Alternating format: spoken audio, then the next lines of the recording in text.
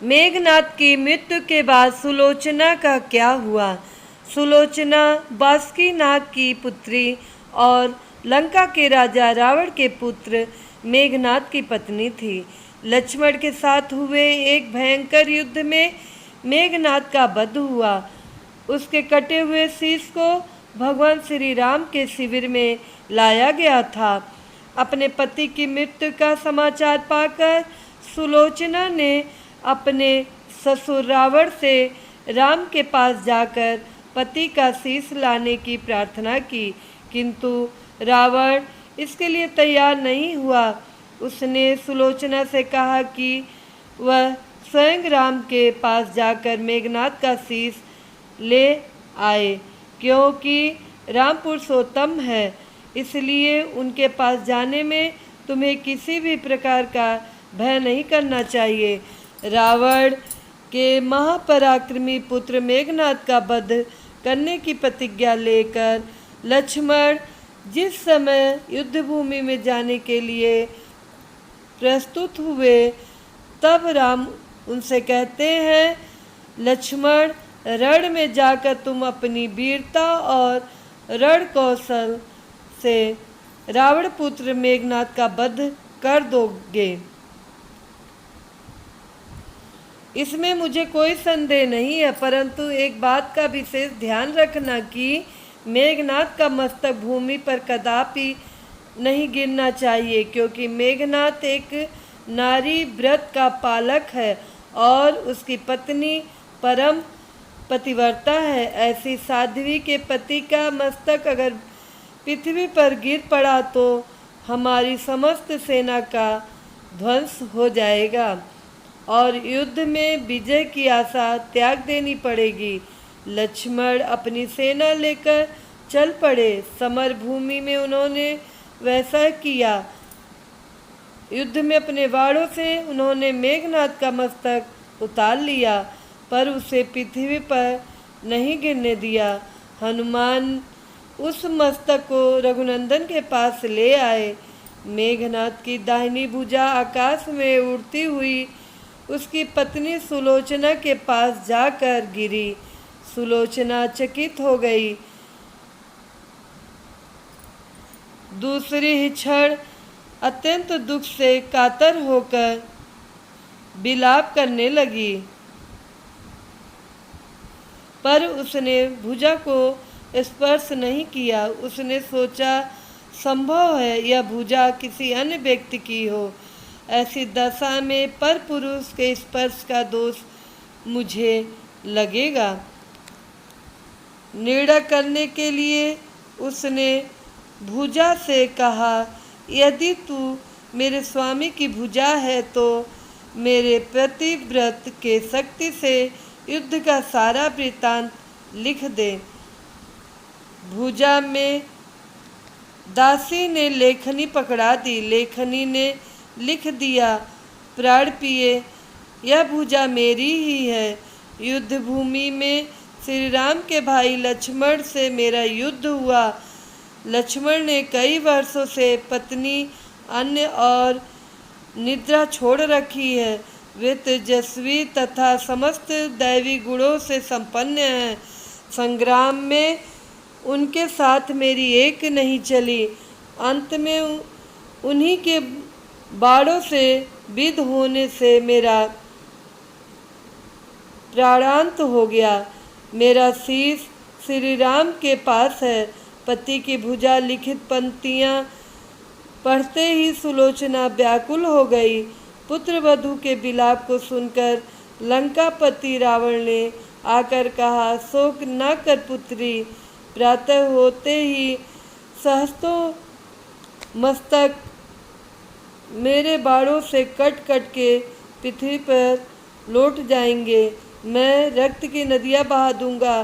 करुण चित्कार करती हुई सुलोचना बोली, पर इससे मेरा क्या लाभ होगा? सहस्त्रों क्या करोड़ों शीश भी मेरे स्वामी के शीश के अभाव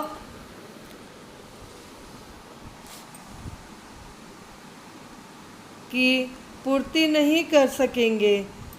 सुलोचना ने निश्चय किया कि उसे अब सती हो जाना चाहिए, किंतु पति का शव तो राम दल में पड़ा हुआ था, फिर वह कैसे सती होती। जब अपने ससुर रावण से उसने अपना अभिप्राय कहकर अपने पति का शव मंगवाने के लिए कहा, तब रावण ने उत्तर दिया, देवी तुम स्वयं ही रामदल में जाकर अपने पति का शव प्राप्त करो। जिस समाज में बाल ब्रह्मचारी हनुमान, परम जितेंद्रिय लक्ष्मण तथा एक पत्नी व्रती भगवान श्री राम विद्यमान हैं, उस समाज में तुम्हें जाने से डरना नहीं चाहिए। मुझे विश्वास है कि स्तुत्य महापुरुषों के द्वारा तुम निराश नहीं लौटाई जाओगी। सुलोचना के आने का समाचार सुनते ही श्री राम खड़े हो गए और स्वयं चलकर सुलोचना के पास आए और बोले, देवी तुम्हारे पति विश्व के अन्यतम योद्धा और पराक्रमी थे।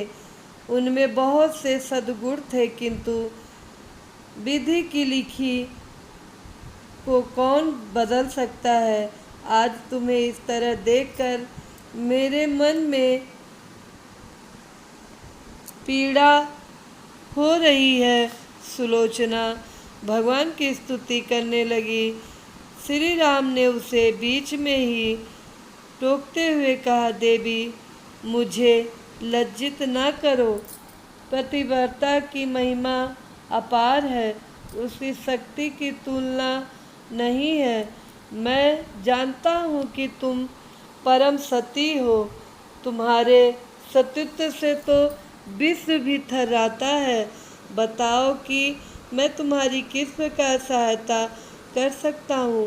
सुलोचना ने अश्रुपूरित नयनों से प्रभु की ओर देखा और बोली, हे राघवेंद्र, मैं सती होने के लिए अपने पति का मस्तक लेने के लिए यहाँ पर आई हूँ। श्री राम ने शीघ्र ही ससम्मान मेघनाथ का शीश मंगवाया और सुलोचना को दे दिया। पति का छिन्न सिर देखते ही सुलोचना का हृदय अत्यधिक द्रवित हो गया। उसकी आंखें बड़े जोरों से बरसने लगी। रोते रोते उसने पास खड़े लक्ष्मण की ओर देखा और कहा, सुमित्रानंद, तुम भूल कर भी गर्व मत करना कि इनका वध आपने किया है।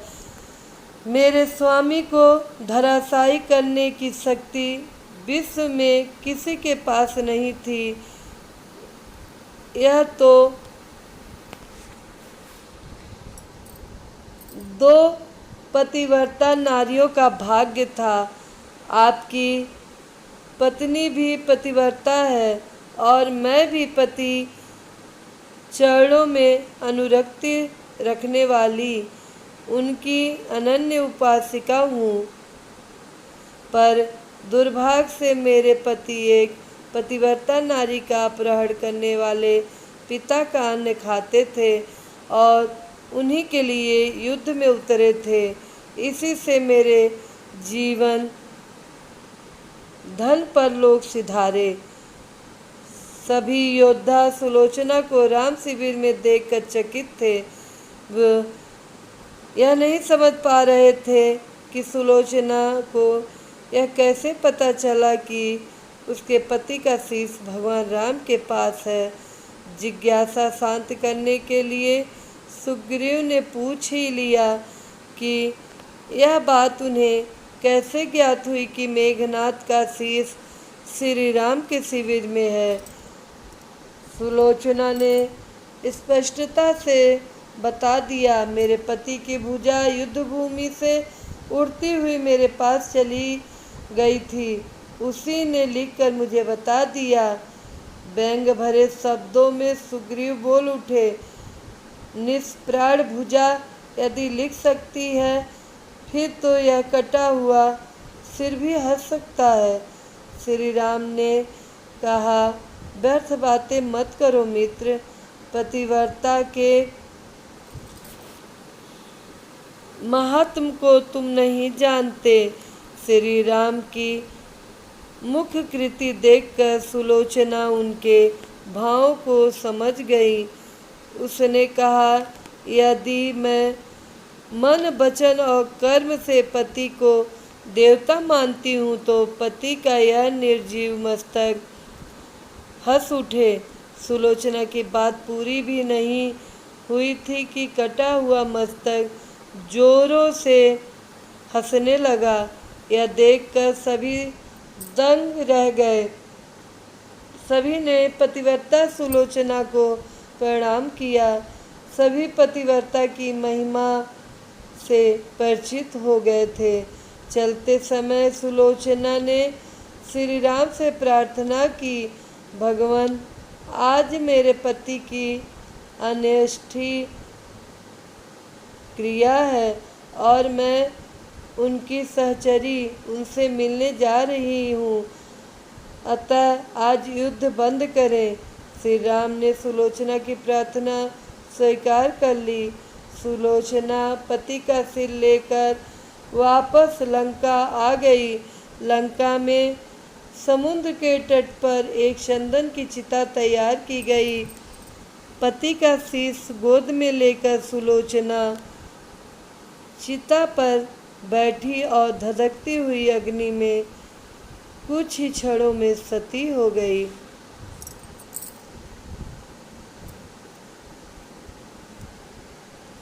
मित्रों, आप सबको यह कहानी कैसी लगी?